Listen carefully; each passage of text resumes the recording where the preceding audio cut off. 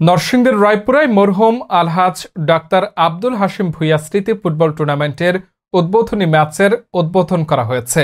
Staff reporter Fahim Ahmed খানের পাঠানো তথ্য ও ভিডিও চিত্রে দেখুন বিস্তারিত।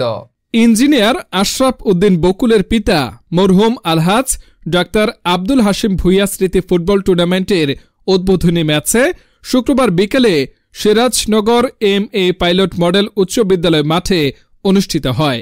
রায়পুরা প্রেস ক্লাবের সভাপতি ইঞ্জিনিয়ার ফরিদ উদ্দিনের সভাপতিত্বে উদ্বোধনী ম্যাচে প্রধান অতিথি হিসেবে উপস্থিত ছিলেন কেন্দ্রীয় নির্বাহী কমিটি বিএনপির বিজ্ঞান ও প্রযুক্তি বিষয়ক সহ সম্পাদক ইঞ্জিনিয়ার আশরাফ উদ্দিন বকুল।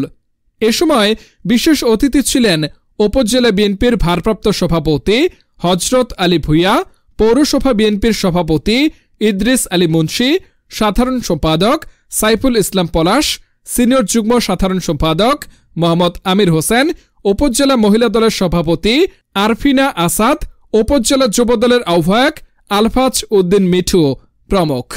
উদ্বোধনী ম্যাচে বাখরনগর শান্তির ছায়া ফুটবল একাদশ বনাম গোপীনাথপুর আদর্শ স্পোর্টিং ক্লাব অংশগ্রহণ করে।